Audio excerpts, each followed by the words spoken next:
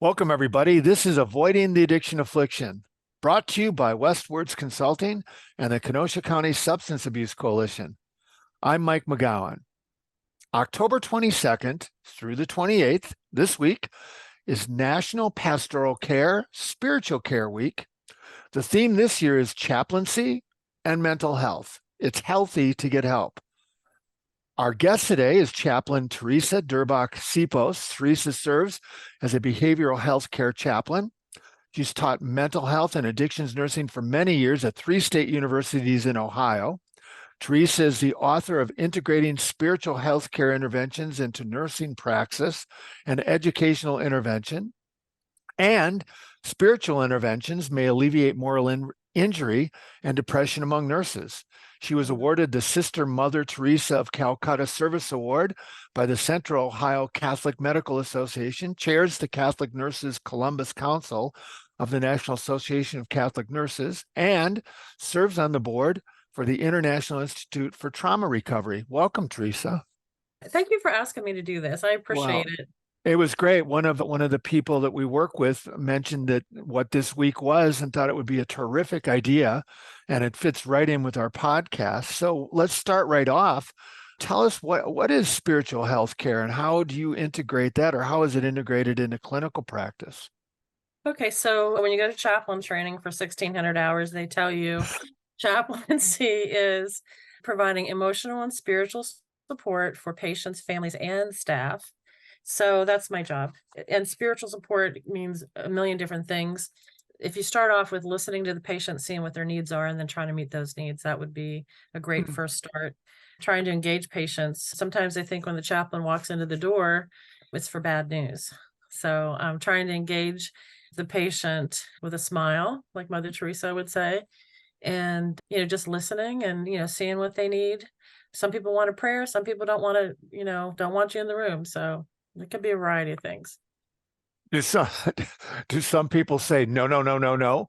Oh, yes, yes, yes. Oh, yes. Definitely. Especially if they see the chaplain is the bearer of bad news and death, so they're like, no, don't come in the room. I didn't think of that. Yeah, or if they don't have a faith background and, they don't want someone obviously pushing their faith on them, proselytizing. You can't proselytize, you can't force your faith on anyone else. So, they don't know who you are or where you're coming from. And so it's nice just to, if you can start off with a smile and hello and, anything I can help you with and kind of be like kind of personal. Definitely the job is not to spout theology. Oh, you wouldn't do that, right? No. You're not going to force rosary beads into my hand. No, I wouldn't. I have one, but I actually, it's funny, at the state psychiatric hospital that I work at, we had gotten these breakaway rosaries that are good for the hospital and prison, so they're not used as a weapon. And it's amazing, the patients who are not Catholic who want one, and they still ask me for them because they like to have something in their hand, like to have a cross in their hand or, prayer beads in their hand, or I don't know if they feel protected or I don't know what, but it's amazing the amount of people. I think I used to get boxes of 500 before they did away with them. And the patients still ask me for them. So I don't push rosary beads, but people literally ask me, which is, I find amazing. That's great. Well, I work all over the place, and so many healthcare professionals, especially nurses, are working so hard, overworked, they tell me. And I thought your teaching was so critical with that. So the theme this year of your Spiritual Pastoral Care Week is it's healthy to get help. Okay. So how do they maintain their own mental health? A lot of them quit. They come to right. That's what I'm asking. I can't live this way and I can't keep working this way. And, during COVID, they didn't want to bring COVID home. We had a mass exodus at our hospital. Part of the understaffing, you had COVID, you had all these needs, and then, you didn't have enough staff. So there were a lot of people that were working forced overtime, which is unfortunate. Well, I mean, talk about that, because I was in the hospital a while back just for a little thing. and totally different than 15 years ago. You know, they have so much more to do, and there's less of them to do it. Yeah. Yeah, I don't think most people realize what nursing is. I've been a nurse forever. I've spent most of my time in behavioral healthcare nursing and then taught nursing while I was going to school, for chaplaincy, and then overlapped for a while. I've been a chaplain for 12 years officially after that 1,600 hours of training and another degree and whatever. What does that look like?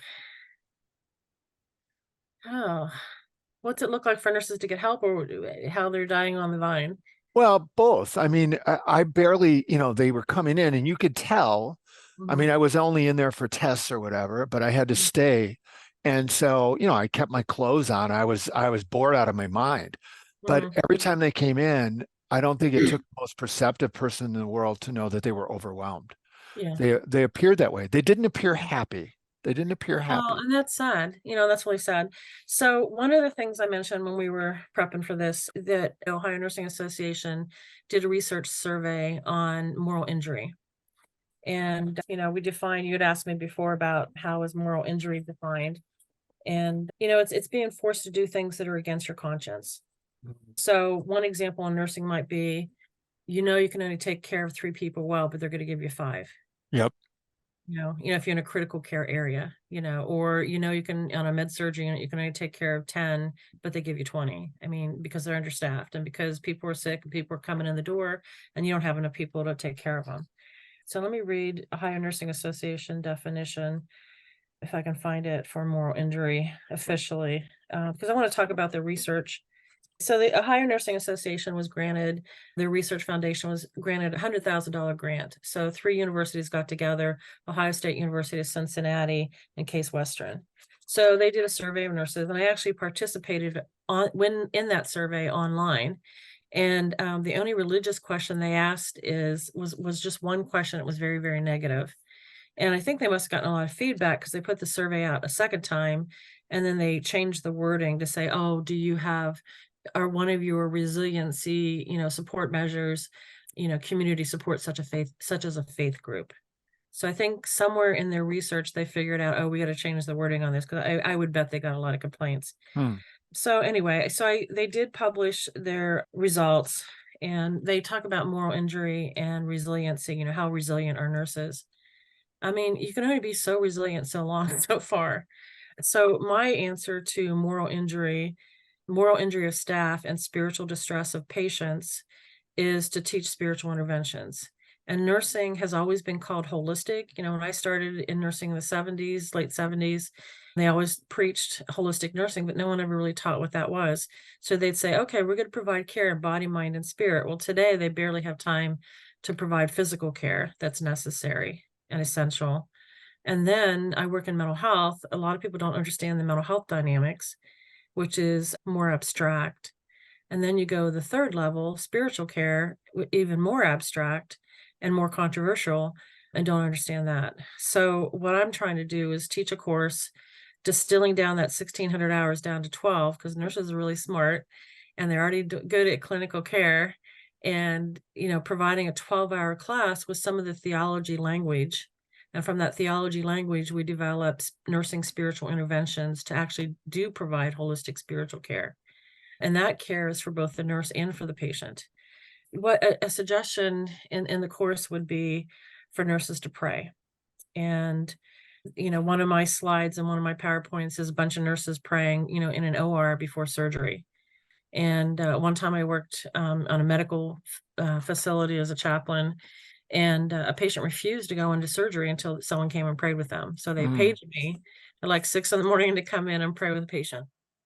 So the research that I did, like I looked at Pew Research, US adults and religious beliefs, and my own research with student nurses. It's like 89, 90 some percent people believe and do pray.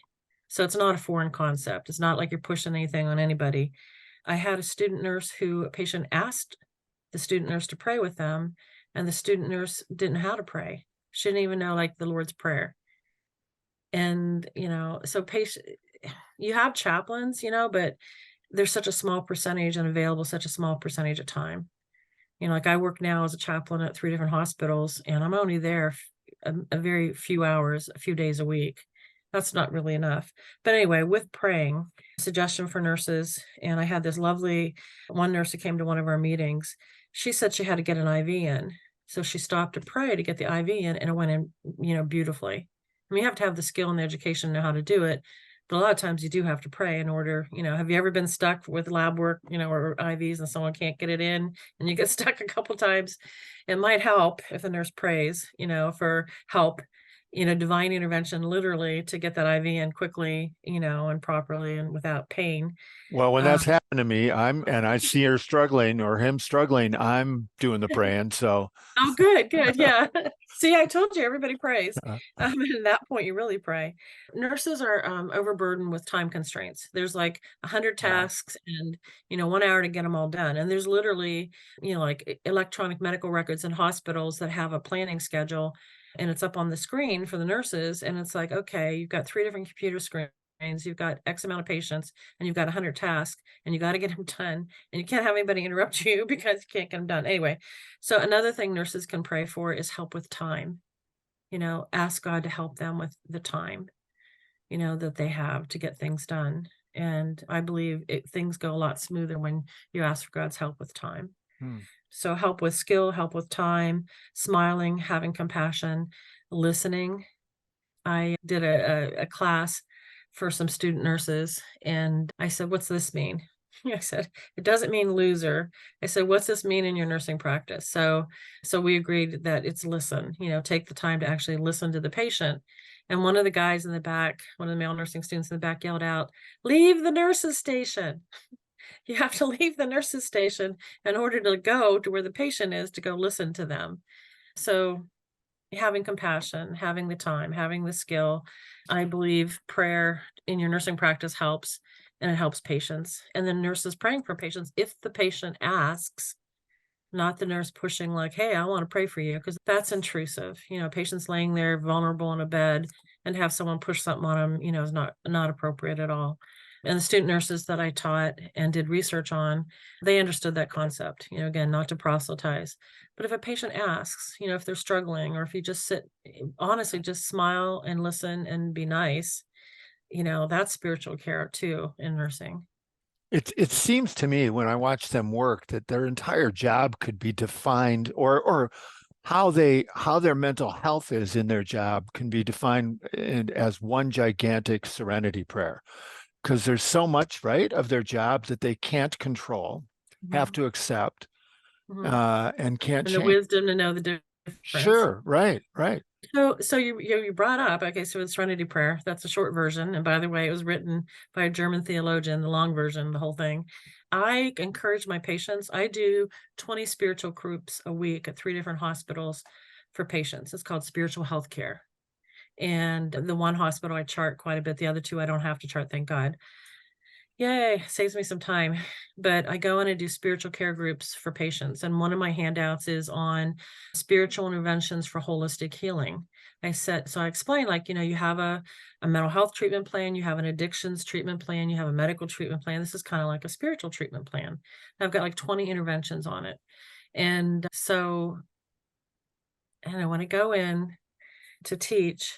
One of the 20 points is, you know what? These are the gifts of the Holy Spirit, beginning with wisdom, divine knowledge, healing, miracles, and list all these, a couple scripture verses with all the list of the gifts of the Holy Spirit.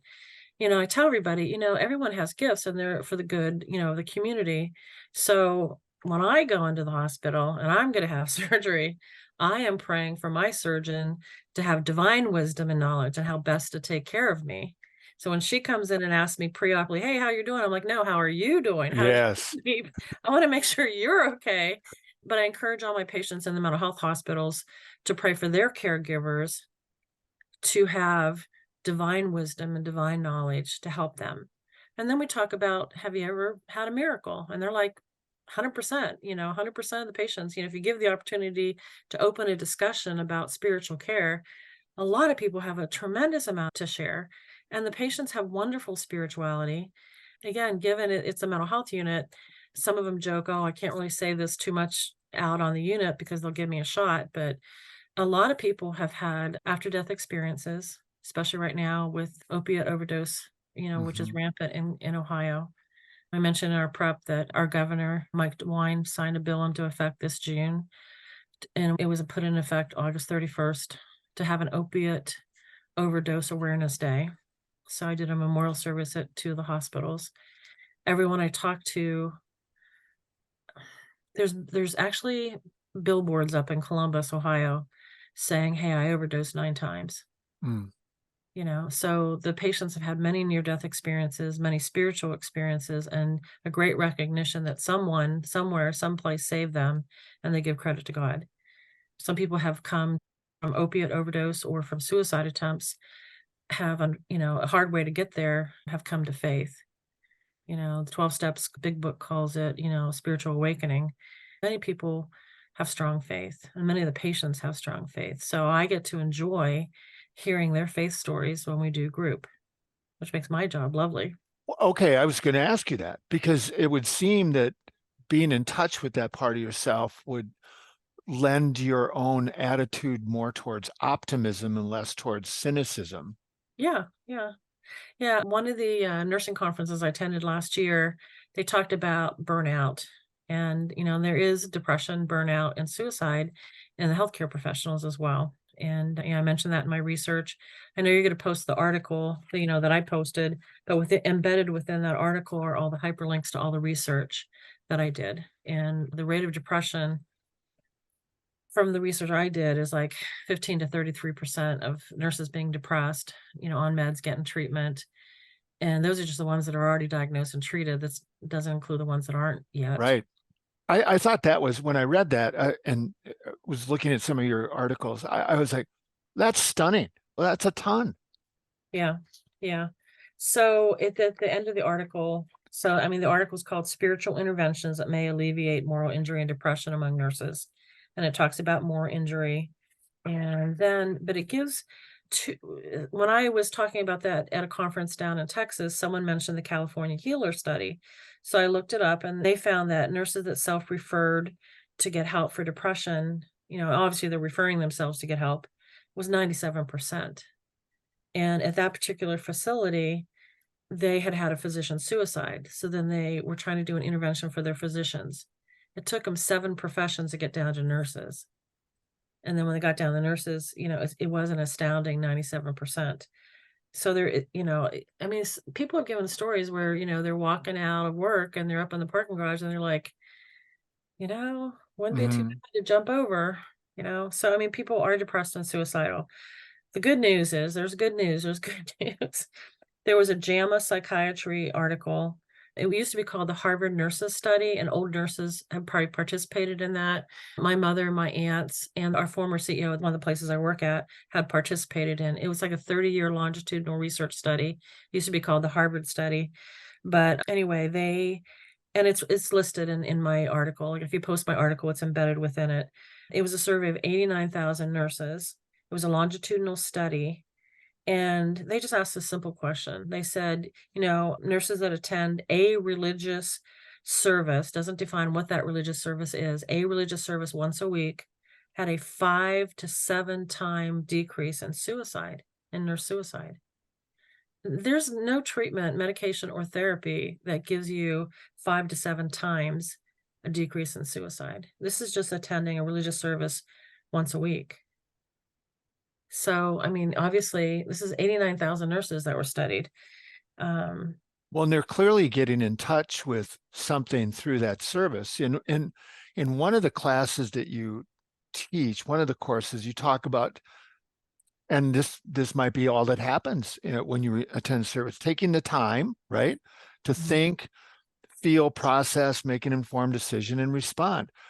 I've always found that the interesting part of that, I think we spend a lot of time in the thinking part of that, not as much in the feeling part of it. I'm really curious, how do you encourage the nurses or caregivers to feel without being overwhelmed? I think there's a protective thing in there where some people avoid their feelings because they're afraid of being overwhelmed. Right. So many people in the world, and anybody and everybody, not just nurses, Yes, right. have negative coping skills.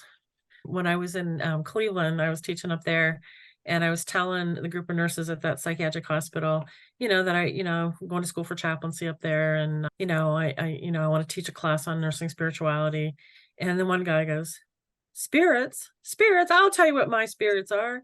It's Jack. Yeah, I was waiting Yeah. for that. Yeah. Yeah. So, and I know, like, this one male nurse I worked with, if you looked on top of his refrigerator, there was a bottle of whiskey, so that's Mhm. not necessarily the best way to deal with the stress of nursing, and it could get you in trouble. But so my proposal is to teach spiritual interventions, to teach nurses the language of theology, to distill that down to practical nursing interventions. And I have, a whole list. I have a whole course, and in the course, the 12-hour course I want to provide online, is I want to open up the discussion. I don't want to like preach one thing, I just want to open up the topic of spiritual interventions for healing, and how do we get there, and what does that mean? Many people don't know prayers, they don't know the virtues, they don't know theological terms, they don't know any spiritual interventions. I mentioned, that there's two ANA, American Nursing Association, textbooks on scope and standards of nursing practice on faith and on holistic care. So it's definitely within the realm of nursing to provide spiritual interventions and care. For the diagnosis in nursing is called spiritual distress. I mean, it's absolute, but knowing what those are, most people don't know what they are, and they don't know how to go about it. So either they do nothing or close off or go along their merry way and block it out and use their own negative coping skills. But it'd be nice if they were taught. It would help both nurses and patients. It would help the nurses with the diagnosis of moral injury. It would help patients with the diagnosis of spiritual distress. They're not, copyrighted by any religious brand or denomination. A lot of people call themselves spiritual, but not religious anyway. They don't have a religious background. So anyway, I just want to reintroduce back into nursing what has always been there, are spiritual interventions to help people, What, that what are compassionate caring. what are some of those signs of moral injury? Well, burnout and quitting and leaving and depression and suicide, top the list. And before you quit, you must be experiencing other emotional damage. Right, stress, not sleeping, not eating right, not doing good self-care. So with my nursing group, with my nursing students, every place I've taught nursing, they're required to go to a 12-step meeting. And then they're required to write a one-page reflection paper on it. And what do you think was the most impactful 12-step meeting for nurses? Of the 12 steps, Yeah, of all the 12-step programs, which one do you think was the most riveting for student nurses, and that they wrote in their paper they're going to continue going to that meeting? oh, I don't know. I don't want to be wrong. Okay, so for anyone who doesn't know, okay, 12-step meetings are part of Alcoholics Anonymous, and Narcotics the book is called Alcoholics Anonymous. They call it the big book. And anyway, it's been around since 1935. So the 12 steps include Alcoholics Anonymous, Narcotics Anonymous, which is big right now with the opioid overdose epidemic and people dying, Cocaine Anonymous, Overeaters Anonymous, Sex and Love Addicts Anonymous, whatever. These are all free non-professional support groups. So I open up the door for student nurses, and I say, okay, you're required to go to one outside meeting, to open up their mind, a little bit, and give them another perspective. And it's all, member run. It's not professionals at all. So one of the meetings is, I suggest, first of all, I told them don't go to Gamblers Anonymous, because when the Gamblers Anonymous guys, when they see the clean cut male nursing student walk in the door, they don't respond well to them. They think they're the police after them. But anyway, so what I suggest is that nurses attend Al-Anon. Oh, And Al-Anon is for the spouse of the addicted person. So, or the loved one of the addicted person. It could be the mama or the wife or the husband or the boyfriend, girlfriend, whatever, or brother or sister. And 100% all said that went to Al-Anon is like, I'm gonna keep going to this meeting. yeah, yeah. Because okay, so let me explain to the audience. Al-Anon teaches healthy boundaries, good self-care, self-care, self-care, self-care.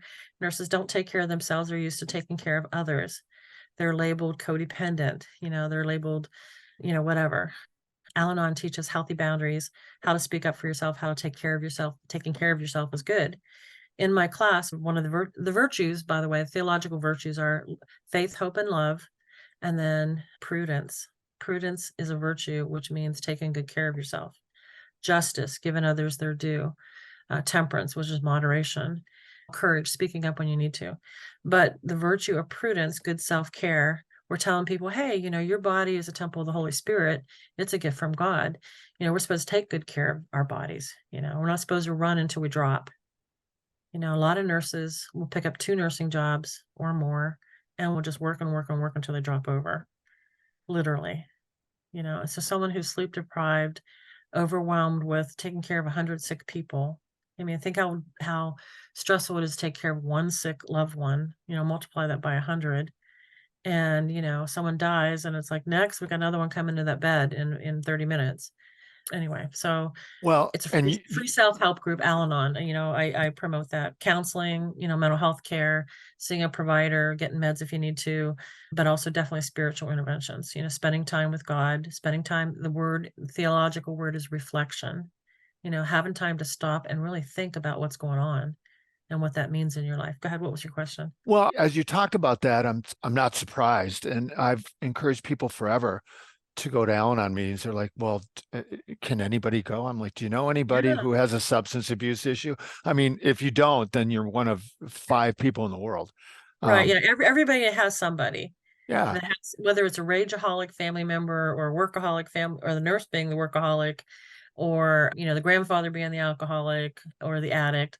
But again, I don't know what it's like in your state, but in Ohio, it is just an epidemic of yeah, deaths from opioid overdoses and things that are laced with like fentanyl that are killing mhm, people. yeah. So everyone I talk to can immediately tell me 6 people that they know that have died, and these are young adults. These are young to middle-aged adults.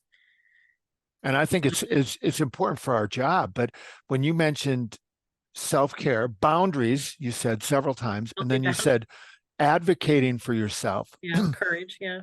I thought that was fascinating. That if I can be provocative a little bit, that's not my experience of the best of. I don't see a lot of healthcare professionals doing either of those. And they don't know about it. And 2, they're encouraged to be warriors. Right. I can handle anything. I can That's do right. anything. I can keep on going. Nothing bothers me, to have that false bravado, but everyone's human. Everybody breaks. And if you don't take care of yourself, you'd like, just like anything else, you're going to break. And whether that breaking is a new addiction or depression or suicide or starting to withdraw, which is a sign of depression, where you just kind of like put a wall up and you just won't feel anything. Like, you started off with that question about feelings, and that's When I dangerous. That's when I unhealthy. and when I talk, Teresa, to teachers, Mhm, counselors, therapists, mhm, nurses, caregivers, mhm. they are what you just said is exactly right. They're told, "Oh, you're way to go, you're warriors, you're this," and so they're essentially the message is ignore the boundaries, ignore that part of yourself. So what can then those places that hire those folks, the organizations, clinics, facilities, do to encourage that connection with your spiritual self? Okay, so since 2020, since COVID, people are starting to wake up and they are starting to say, oh, we just had 7 people quit this week. I wonder if we should do something about this. Yeah, since there's already So, a shortage, right? yeah. So I made like a tranquility garden at our hospital. And then the hospital also made a comfort room for the nurses, but they'll say they don't have time to go there, you know? Oh, go with that. That's exactly right. Okay, so to encourage someone that it's not a sign of weakness to take a 15-minute break or a 30-minute break, to advocate for nurses to speak up, to take care of themselves, to teach them to take care of themselves, because they literally give awards at hospitals. Oh, so and so has the most overtime. And literally they post it on a sign and they brag about, oh, this person had the most overtime. I'm like, that's really sick, that's just really sick. I mentioned to you in our prep that one of the hospitals I worked at, I saw a nurse and she was already scheduled 312s in a row, which is not healthy. Every research in the world says that's not healthy. The 11th hour nurses, there's not much left there to give. So, the normal schedule for the nurse is 312s. which is not healthy. What It's just what does not that healthy. mean? 3 12s. They work 3 12-hour shifts in a row. So 3 days in a row, you work 12 hour, 12 hour, 12 hour. Right. So They work you're at working full 36 hours time. in 3 days. Yeah, yeah. So that's the normal schedule, which I strongly disagree with. And any research in the world for the last 20, 30 years would say the same. So this nurse was, quote, mandated overtime because they were short-staffed. And so, she ended up working a 12, a 16, and a 16. Well, I saw her at the end of the last day, the last few hours, last 4 hours of her last 16 hours. They didn't provide her with a bed. They didn't provide her with a meal. Everyone at that hospital drives about an hour to get there each way. She is a good, strong nurse. She is, what most nurses want to be, is a good, strong nurse. She's got good ethics, good care, takes good care of the patients. But I complained. I wrote a letter to the HR director. I said, you know what, we can pray all we want, but if you're abusing the staff, this place is not going to get blessed. I said, what I wanted to say is, okay, you've given her a mat on the floor like a dog, but I didn't go that far. I'm like, the mat on the floor is inappropriate. I mean, the doctors get a lounge with a bed, the nurses get a dog mat on the floor, and the nursing supervisor I really love and care for, and she's wonderful. But she was bragging that we're giving them a full-size candy bar and a can of pop. I'm like, are you guys crazy? I mean, don't you see what you're doing? So anyway, it wasn't well received, my written complaint. And then a lot of people did leave. Since then, it's gotten better because COVID's gotten better. People are not sick, and it's a little bit better. And when I talk to new student nurses, they're on the warrior mode. They're like, "Oh, I can do it! I can't wait to get in there." I just a normal human, decent care, a normal schedule. One of the state psychiatric hospitals changed their nursing schedule from 12-hour shifts to 8-hour shifts, and the nurses complained. They complained.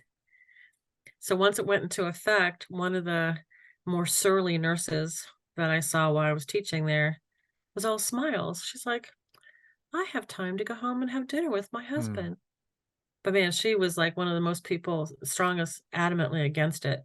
They like the schedule of, okay, I'm going to boom out three shifts and then I've got 4 days off. I'm going to grind it. Yeah. Some of them crank it together 6 in a row and they take, a week and a half off. It's not healthy. Why encourage unhealthiness in a healthcare facility with healthcare providers? Well, and you can only pass along the mental health that you have.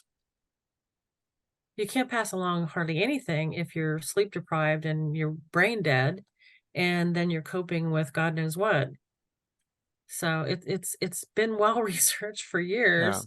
12-hour shifts are not good, anyway, for Well, anybody. wrap this in a bow then. What about the flip side? What happens then to us as people Mhm. when we connect our day-to-day duties with our spiritual self and put all the pieces together? What's the upside to doing that? I wish there was a magic bow to do that. I am offering a class on spiritual care for nurses. A lady named Nancy Labine did research and said it's not taught to nursing schools because the faculty weren't taught. And she did a huge study in the whole northeastern part of the United States. I really believe learning spiritual principles, learning self-care, learning to take care of yourself, learning to pray, pray through things, pray for wisdom and discernment about your life, pray for wisdom and discernment about your work, pray for wisdom and discernment about your work-life balance. Take time to reflect, take time to breathe, take time to rest, take time to study the Word of God. That's my bow. That would be my bow. And that's what I'm going to teach. Well, and then like the surly nurse you talked about, Mhm. even on the flip side of it, if you're doing all that, you actually have time to go home and enjoy your life.